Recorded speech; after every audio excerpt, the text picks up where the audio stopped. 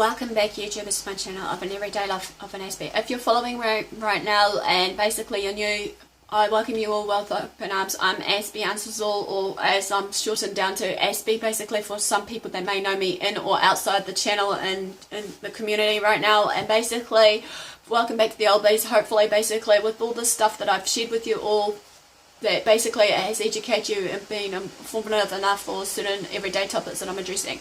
So right now, basically, I'm addressing to you all basically the medication series, basically of the side effects and the types of medications that I'm introducing with all these different mental health disorders that we may suffer from, be it epilepsy, depression, anxiety, insomnia, and all these other clinical signs and symptoms that may come with these, like, you know, side effects of the long and short term versus the clinical names of the meds that we go through of everyday life, basically, as well as just the, you know, biological name. So hopefully we can actually get to know each and every bit of it. And all further ado, though, basically, I have introduced to you all basically some of the ones that I thought was of relevance, basically of the Ritalin versus the depressants that has been used, as well as what is basically hasn't been said through as like by doctors or clinical experts as such, basically of the way of how we go about our everyday life, of, you know, the medications that we may take. So pretty much, as a disclaimer, I'm no medical expert. I'm just a normal everyday young woman that suffers from all these symptoms that may exist of these everyday conditions that I have addressed to you all, basically based on my research and knowledge and know-how. Hopefully maybe this can educate and pre-warn you all, basically, as well as hopefully if you do forever suffer from these signs and symptoms that I may be addressing to you all, regardless of what it may be, through these mental health disorders of basically anxiety, depression and the like, do seek professional help and seek further advice through your doctors.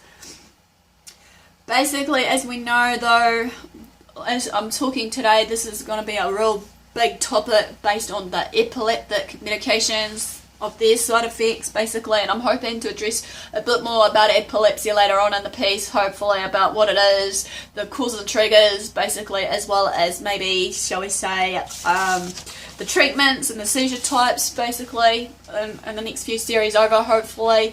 So if you would like more information on that, I'll gladly do this, hopefully, for you a lot, so that you can actually educate yourself on whatever else needs to be done, basically, on this. Yes, we've got to remember though, with like these medications that we require are different, and it may differ from person to person, basically, on how we cope with it all, basically, as well as basically like some of the people that requires the more attention and care on this than others, basically, as I'm sharing with you all, especially with epileptic patients.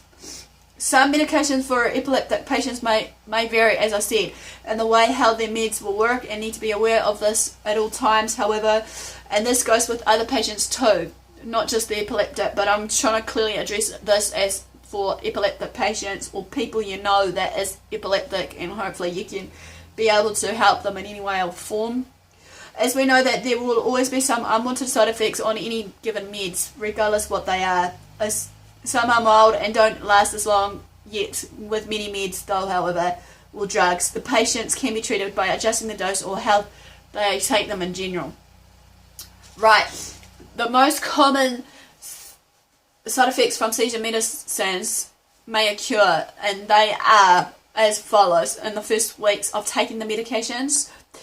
It's tiredness, number one, stomach upsets, or even just discomfort in the stomach. You get really bad, you know, aches and pains, or just certain, you know, parts of the digestive tract, be it your liver, pancreas, or even may, you know, be affected by this.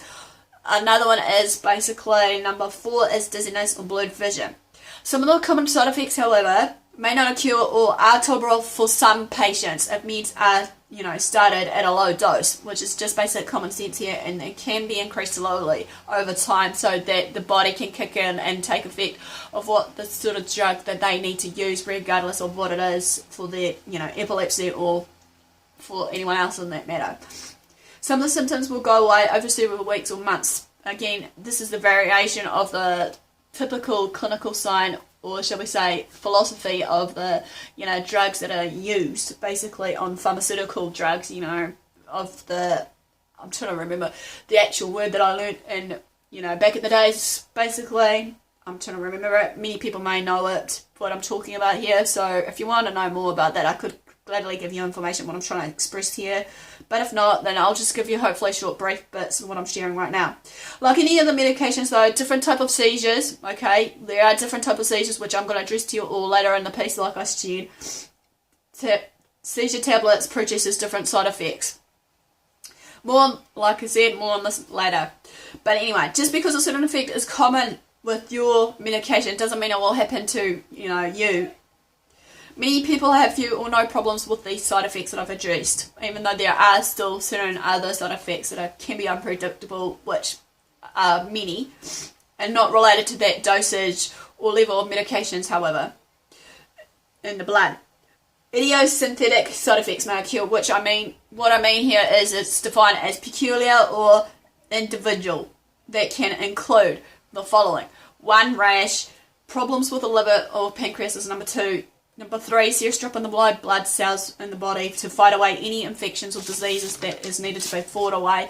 And number 4, a serious drop in number of platelets, which the platelets are used to control bleeding by acting as a plug, or as I call it, a net mesh to stop the bleeding. But you've got to bear in mind, however, though, that dangerous and fatal reactions are rare.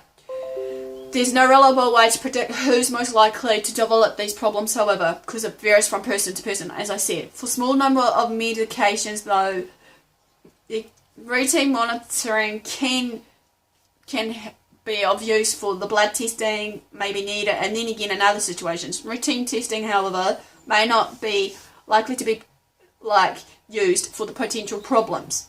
Routine blood tests should be done depending on the types of medicines that are being taken at the time, as well as any other risk factors. Most dangerous reactions may include of the following. Number 1, aplastic anemia, which is defined as basically severe damage to the bone marrow, so blood cells ain't produced to normal. And number 2, most likely one, is liver failure. There are some questions that you might be thinking or asking to yourself, or even maybe wanting to ask me while I'm producing this video, which maybe commonly asked is, number 1, what happens when blood levels of a seizure medicine gets too high? And number 2, how can this be helped? The most 2 important questions that you may be asking. In answer to this, when it's too high, troublesome effects may occur over time, which includes the toxicity, the poisoning of the blood. Doses or blood levels may vary again from person to person. However, from one medicine to another, how can it be treated as by maybe as answer to that last bit is lowering the daily dose, times that the drug is taken, how much the drug is being taken, etc., etc. Examples for these problematic side effects that I'm introducing to you all is 1, dizziness, 2, lightheadedness, 3, tiredness or sleepiness, 4, double vision or blurred vision, 5, unsteady walking, 6, headaches, 7, pretty much just the stomach upsets or pain in the gut, you know, when they complain time and time again. Another question maybe being asked here basically is, does seizure medicines affect the thinking, memory, recalling, attention, or other mental or cognitive functions in the brain? Yes, it can sometimes, however, affect how the brain works in other ways. Some meds may lower the excitability of the nerves cells in the brain and affect the normal activity of the nerves, you know, basically of what it's doing inside the brain, sending, you know, signals and messages to the brain of outputs with these important neurotransmitters, be it the GABA neurotransmitters and all these other neurotransmitters that are important. Also, it can affect the cognitive problems, however, of the thinking, remembering, paying attention, concentration, finding the right words. Some other meds also may affect basically the person's energy, moods, motivation, how fast they can do a task or think. Basically, yet again, it may vary from person to person, when bear in mind when you actually, as I've addressed these clinical signs. Another question is, are there some problems with thinking related to the number of or type of seizure medications that are taken? Again, yes, it can be. Yet again, it will vary from person to person, based on also the type of meds, versus the dosage and more clinical factors, as I've addressed. This will occur when two or more meds are taken together, or also has been seen when levels of med in the body is too high, again with that toxicity that I've addressed to you all.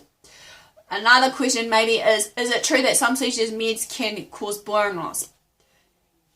Yes, this is the answer to it. Yes, it is now shown in more research that has been done, however, that it can happen to both men and women at any age, yet more likely to happen if being taken for a certain amount of time, length of time with these certain meds. However, bone loss has been seen in tests taking these certain type of seizure tablets. To make it clear though, if you're taking any of the following, which I'm addressing to you all, is a carbamazepine, Tegretol, which the clinical name or known name is Tegretol RX, or Carbitol, phenobarbital or phenytoin, or the clinical name is dilantin phenytoin, oxcarbazepine, trelipitol, primamidine, mesylin, topiramate, or Topamax. Excuse my clinical wording here, but if you read the labels of the ones that are epileptic patients, hopefully, some of these may sound familiar to you, what I'm reading to you, basically, to read the label and as we're going along, so that hopefully but as a clearly suggestional tip, basically to do the following to care of yourself, it's important to maybe talk to your doctor as number one about then taking a bone density test if you're so concerned about, your strength of bones versus your, weakness of it, of how much you've been using these type tablets. Number two, ask about any medicines that can prevent bone loss, such as maybe your calcium, vitamin D supplements. Number three, changing to different meds if you have already thinning of the bones. Number four, review your diet with a nutritionist and see, what other key factors of a dietary plan will be important of you to take, regardless what it may be. Number four, regular exercise can be dealt with, obviously, to prevent the bone density and loss, basically, as well as gaining the muscle and whatnot, like anything else, basically. And last but not least, of number five, if taking any new seizure medications that were prescribed to you by your medical professional, check with the side effects if there is any bone health and any other ones that are likely to be addressed that I've shared with you all.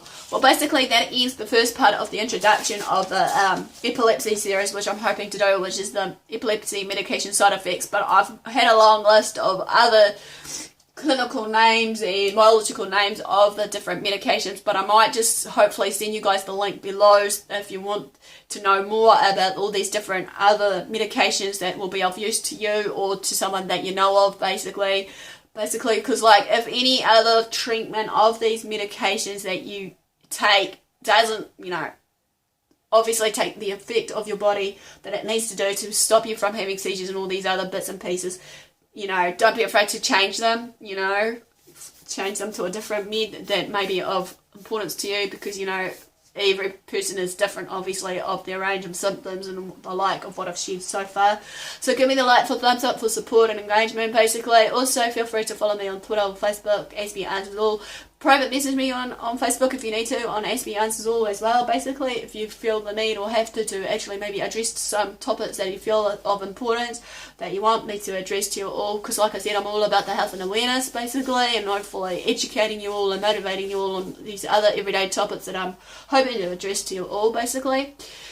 Feel free to subscribe to my channel if you haven't done so, hopefully for daily, weekly updates of my vlog journey, shall we say, of my Asperger's syndrome and the like, as well as not just the mental health awareness and whatnot that I'm addressing to you all right now, basically. And also just feel free to share these videos and more, basically, to your family, friends, as an education tool, whatever it may be. So, and all for the do, love what you do what you love yourself, love others if you can, be at peace within yourself, forgive one another and yourself also. Until next time, thanks for watching and your support. I'll see you all again soon.